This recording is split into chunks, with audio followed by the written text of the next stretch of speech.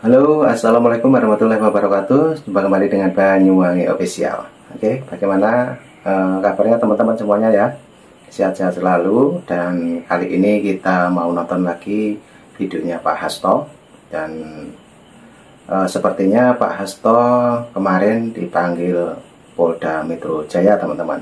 Untuk videonya ini adalah pernyataan dari Pak Hasto setelah dipanggil Bapak Polisi ataupun Polda Metro Jaya tentang mungkin pidato-pidato dari Pak Hasto sendiri, teman-teman ya. Oke, jangan lupa like, komen, dan subscribe di channel ini Banyuwangi Official. Untuk videonya mari kita siapkan dulu, nanti kita tonton bareng, teman-teman. Nah, ini sudah siap untuk videonya. Let's go, kita tonton. Dan nanti apabila teman-teman punya komentar, silahkan tulis di kolom komentar saya. Let's go, kita tonton dulu.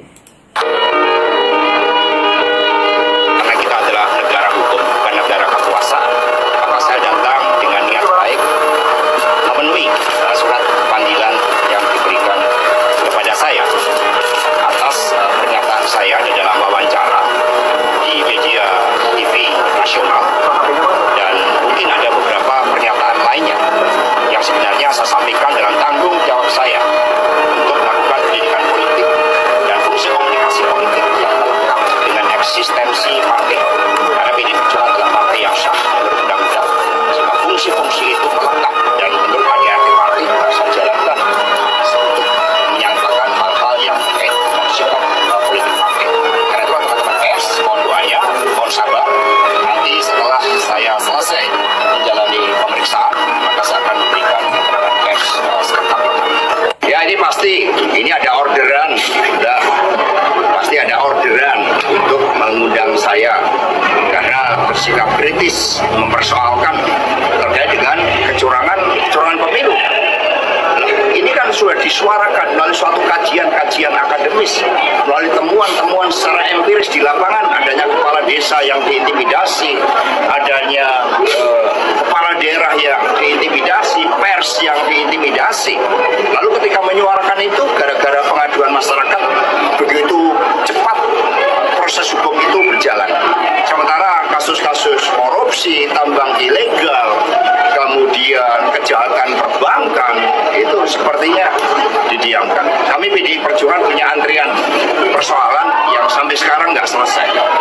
Ketika ada kantor PAC kami kena lemparan bom molotov, pencurian terhadap laptop yang memuat informasi strategis, itu tidak diproses.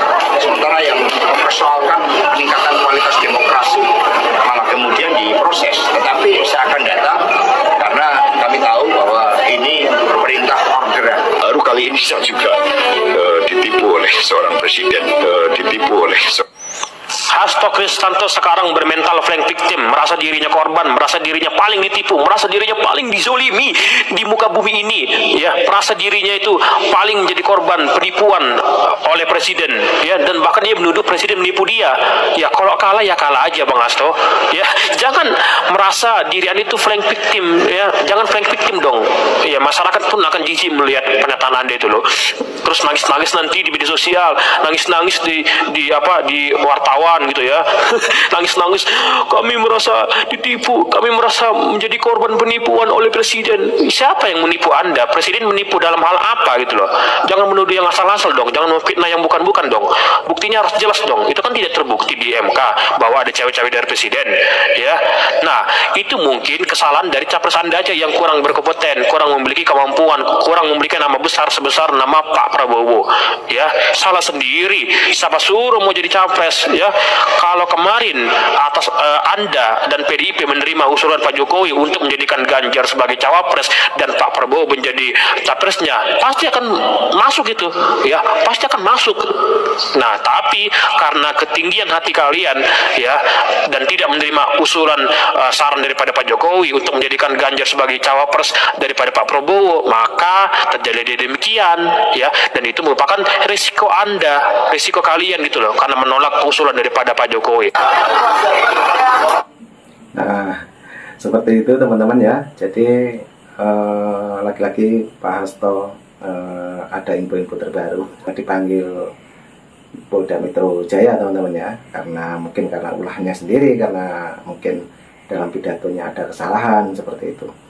Oke, juga ini baru saja ada tanggapan dari netizen juga ya mengenai Pak Hasto. Dan ini videonya masih panjang. Jangan lupa like, komen, dan subscribe di channel ini Banyuwangi Official. Mari kita tonton lagi, videonya masih panjang. Let's go. Oke. Ya baik, terima kasih rekan-rekan pers. Saya telah menunaikan undangan yang ditujukan kepada saya atas beberapa pernyataan yang dimuat di media TV nasional, yaitu Liputan 6 SCTV dan Kompas TV, di mana dari pernyataan-pernyataan saya itu kemudian ada yang mengajukan pengajuan ke aparat penegak hukum karena diduga pernyataan saya itu merupakan suatu bentuk penghasutan yang membuat adanya tindak pidana dan juga adanya suatu berita-berita bohong yang diduga kemudian berita bohong itu menciptakan kerusuhan. Padahal sebagai sekjen partai politik yaitu PDI Perjuangan, kami selalu menyuarakan tertib hukum, membangun budaya hukum. Apalagi kita sebagai negara dengan ideologi Pancasila, di mana falsafah tentang kemanusiaan, tentang keadilan sosial itu mendasari seluruh upaya-upaya di dalam membangun supremasi hukum itu. Karena republik ini dibangun dari suatu mimpi untuk melepaskan diri dari berbagai keterjajahan kita, sehingga muncul gagasan-gagasan kebebasan berserikat, berkumpul, dan menyampaikan pendapat. Dan para pendiri bangsa kita karena perjuangannya itu kemudian dikenakan hukum-hukum kolonial, sehingga seperti Bung Karno, Bung Hatta harus dipenjara, harus dibuang demi cita-cita itu. Karena itulah ketika menjalankan tugas memberikan keterangan, bagi saya sebagai kader partai ini adalah suatu ritual yang kehidupan politik seorang kader yang harus berani menegakkan hukum, berani menyuarakan kebenaran. Dan legasi yang dibangun oleh Bung Karno, oleh Bu Megawati Soekarno Putri adalah legasi agar rakyat bisa bersuara, bisa menyampaikan pendapatnya. Dan partai politik punya tugas untuk menyerap aspirasi dan menyuarakan pendapatnya itu. Termasuk apa yang terjadi dengan pemilu 2024. Dan itu juga telah dibuktikan oleh para pakar, termasuk adanya dissenting opinion dari 3 hakim MK, yang semuanya pernyataan-pernyataan saya ini menjadi suatu landasan di dalam proses hukum yang dilakukan di Mahkamah Konstitusi. Sehingga saya memberikan keterangan dengan sebaik-baiknya, dengan sejujur-jujurnya. Dan kemudian karena yang saya sampaikan ini terkait juga dengan produk jurnalistik yang diatur dengan undang-undang pers, dan kebebasan pers itu merupakan bagian dari amanat reformasi yang kita perjuangkan dengan susah payah oleh mahasiswa. Terutama kalau kita lihat sejarah reformasi oleh Bu Megawati Soekarno Putri, yang kemudian keliling ke seluruh Indonesia mendengarkan suara rakyat yang saat itu tidak bisa bersuara. Dan itulah yang kami lakukan di dalam menjaga demokrasi dan supremasi hukum itu. Nah, untuk selanjutnya kepada penasihat hukum saya, baik dari Bung Patra maupun dari Badan Hukum dan Advokasi Rakyat, kami persilahkan. Saya juga mengucapkan terima kasih, ini Bung Benny Ramdhani datang, dan juga teman-teman untuk memberikan suatu spirit kepada saya. Silakan. Ini nih dari Pak Anda dulu. Silakan. Maju Pak, maju. Ada 2 yang perlu disampaikan. Pemeriksaan ini dilakukan oleh 4 penyidik. Penyidik pada saat bertanya kepada Pak Hasto menyampaikan bahwa undangan hari ini adalah undangan klarifikasi yang tidak wajib dihadiri. Saya ulang, undangan klarifikasi yang tidak wajib. Namun karena Pak Hasto ingin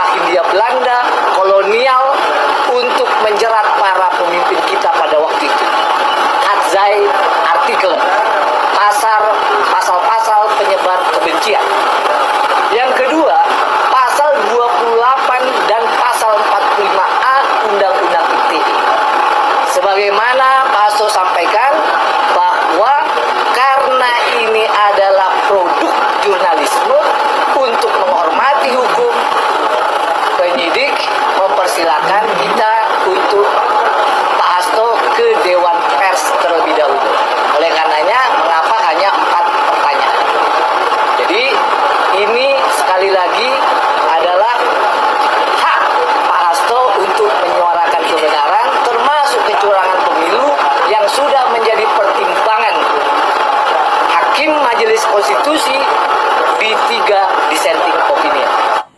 Nah, oke teman-teman, itulah penjelasan dari Pak Hasto dan kuasa hukumnya.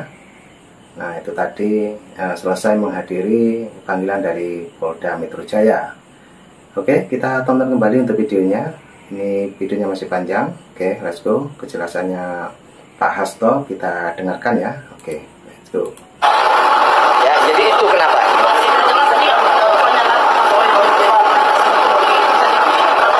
Justru itu yang ditanyakan Pak Hasto tadi dalam pemeriksaan. Sebelum melanjutkan, Pak Hasto tadi bertanya malah klarifikasi pernyataan apa yang katanya menghasut, pernyataan apa yang katanya membuat keonaran. Justru kita bertanya ke sini.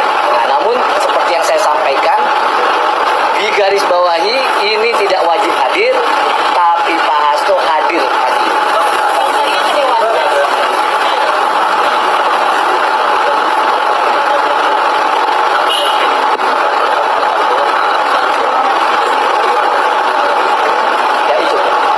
Itu makanya Pak Hasto sampaikan tadi, ini yang dipermasalahkan pengadu atau pelapor produk jurnalistik, produk teman-teman jurnalis, mestinya ke Dewan Pers.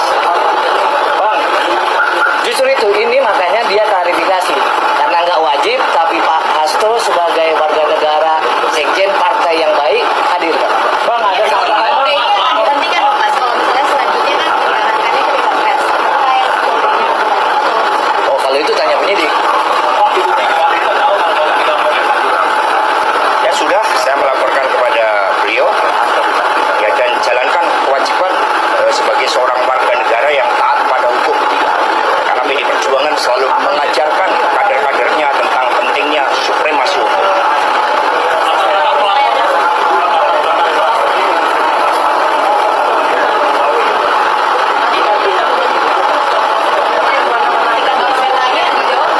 Justru laporannya kan, kita baca laporannya. Laporannya ini kan kaitannya dengan kecurangan pemilu, katanya pernyataan. Lalu katanya ada unsur pidana. Justru kami tanya, Pak Hasto tanya. Gitu loh. Ya tentu prosedurnya kan ke Dewan Pers dulu dong kita. Ya kan? Mas Hasto. Ini kita pelapornya ini siapa Pak? Ya Pak.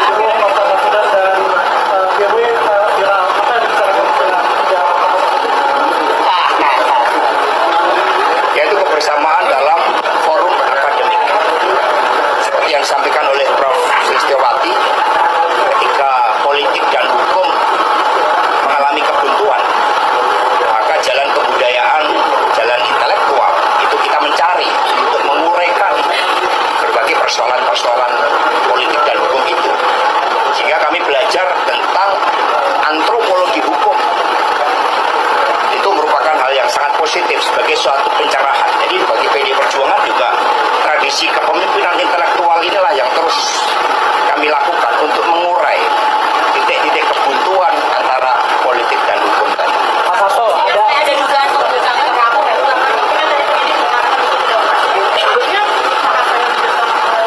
Sebenarnya kami yang mengusulkan ya kepada sebelum permintaan klarifikasi lanjutan, karena ini terkait dengan produk jurnalistik, maka kami juga akan berkonsultasi ke Dewan Pers.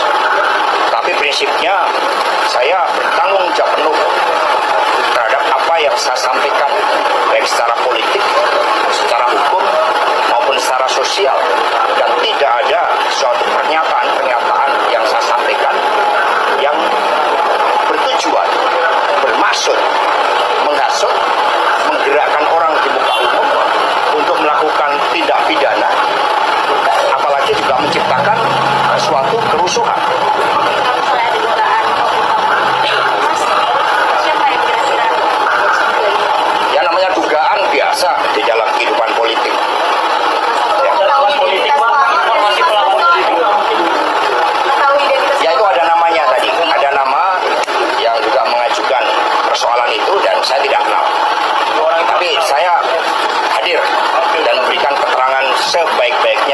sejujur-jujur. Mas Hasto, ada sanggahan terhadap 3 pasal yang disangkakan, Mas?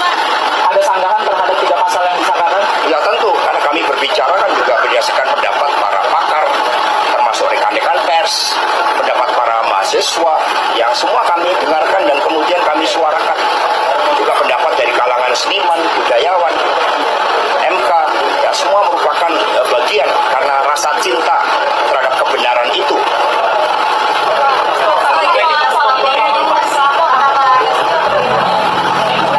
Tidak kenal, saya tidak kenal.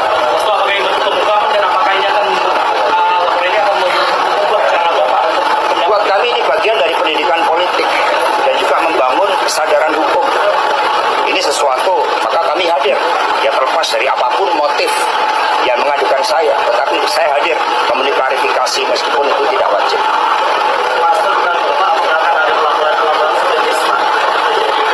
Ya itu dinamika kehidupan.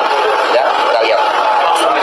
Jadi Bapak nggak tahu ya, Bapak ini ucapan pernyataan apa sih yang Bapak pun bingung sampai saat ini. Ada dari wawancara saya di Liputan 6 dan Kompas TV.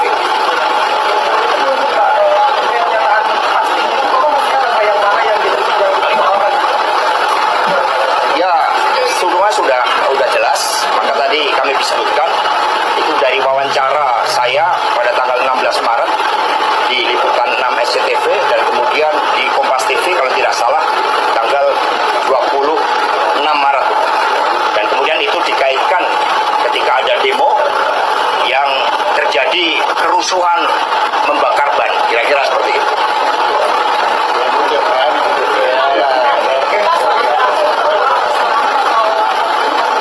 Ya apapun, ya dengan laporan itu saya memberikan keterangan sebaik-baik.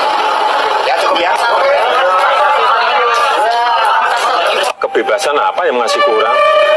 Orang memaki-maki presiden, orang menghina presiden, orang mengejek presiden, orang mencemooh presiden juga tiap hari kita dengar dan bisa dibaca. Orang mendungu-dungukan presiden juga kita tiap hari kita dengar, kita lihat. Ya saja mau seperti apa lagi seperti yang kita inginkan. Nah, oke teman-teman, videonya sudah habis. Jadi itulah penjelasan dari Pak Hasto setelah dipanggil Polda Metro Jaya, teman-teman. Jadi di situ disampingi juga kuasa hukumnya juga diperiksa oleh Polda Metro Jaya. Oke, bagaimana komentar Anda semuanya tentang Pak Hasto? Silahkan tulis di kolom komentar saya. Jangan lupa dukung terus Banyuwangi Official dan jangan lupa like, komen, dan subscribe juga. Oke, teman-teman, cukup itu dulu yang kita tonton. Terima kasih semuanya. Assalamualaikum warahmatullahi wabarakatuh. Sampai jumpa di video selanjutnya. Bye-bye.